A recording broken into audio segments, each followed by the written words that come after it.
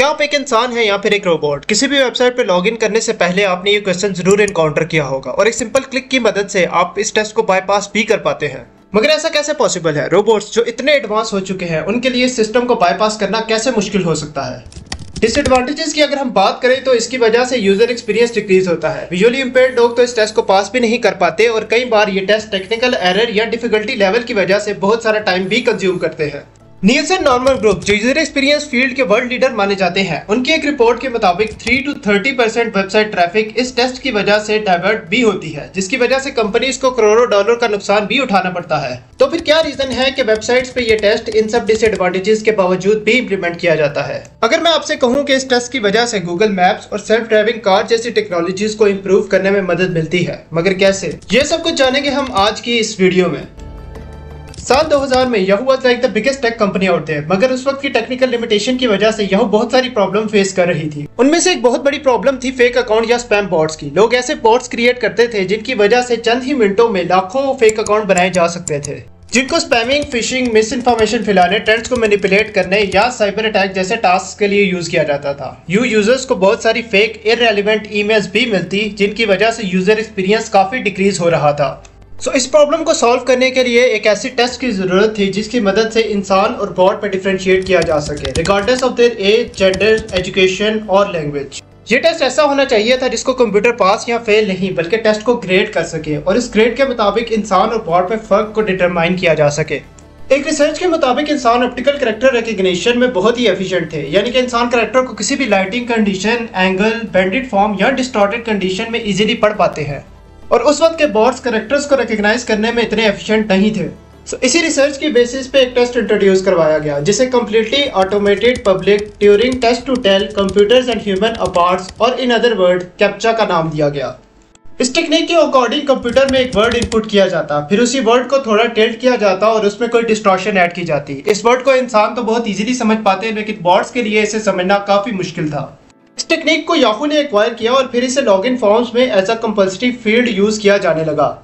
इससे millions of bots को block तो किया जा सका, मगर with the passage of time bots ने इंटेक्स पैटर्न को लर्न कर लिया और दोबारा से वो इस सिस्टम को बाईपास करने लगे। यूं ये सिस्टम यूजलेस हो गया और साल 2005 में न्यू टेस्ट रीकैप्चा के नाम से इंट्रोड्यूस करवाया गया, जिसमें एक की बजाय 2 वर्ड यूज किए जाने लगे। पहला वर्ड तो कैप्चा टेक्निक के अकॉर्डिंग जनरेट किया जाता, जबकि दूसरे वर्ड को ओल्ड बुक या ओल्ड पेपर डाटा से दिया जाता। पहला वर्ड तो बॉट्स क्रैक कर पाते, बट सेकंड वर्ड को अलग अलग यूजर्स के पास भेजा जाता और आंसर को कंफर्म किया जाता। अगर सब सेम आंसर देते तो टेस्ट पास हो जाता, नहीं तो बॉट समझकर यूजर को ब्लॉक कर दिया जाता। इस टेक्निक को नाम दिया गया कंसेंसस मैकेनिज्म का, और इसके थ्रू बहुत सारे ओल्ड कैरेक्टर्स को भी एफिशिएंटली रिकॉग्नाइज किया जाने लगा। फिर सितंबर 2009 में गूगल ने रीकैप्चा को एक्वायर कर लिया और with the passage of time bots ने डिस्टॉर्टेड वर्ड्स को रीड करना भी सीख लिया। गूगल ने इस चीज का फायदा उठाया और इन बॉट्स के थ्रू डिस्टॉर्टेड वर्ड्स की एक लाइब्रेरी तैयार की गई और उसी लाइब्रेरी की मदद से तमाम ओल्ड पेपर डाटा को डिजिटलाइज किया गया।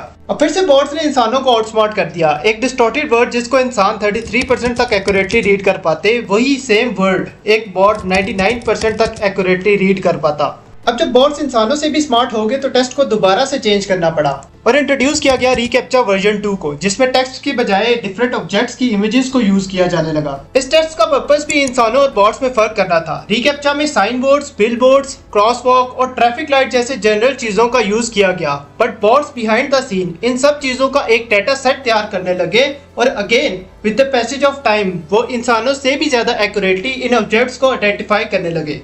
फिर इसी डाटा सेट को सेल्फ ड्राइविंग कार और गूगल मैप्स जैसी टेक्नोलॉजी में ऑब्जेक्ट्स को आइडेंटिफाई करने के लिए यूज किया जाने लगा। यूं बॉट्स ने कैप्चा, रीकैप्चा वर्जन 1 और रीकैप्चा वर्जन 2 को भी आउटस्मार्ट कर दिया। No it's time for another change, और वो चेंज आया नो कैप्चा की फॉर्म में, जहां एक सिंपल क्लिक की मदद से इंसान और बॉट्स को डिफरेंशिएट किया जाता है।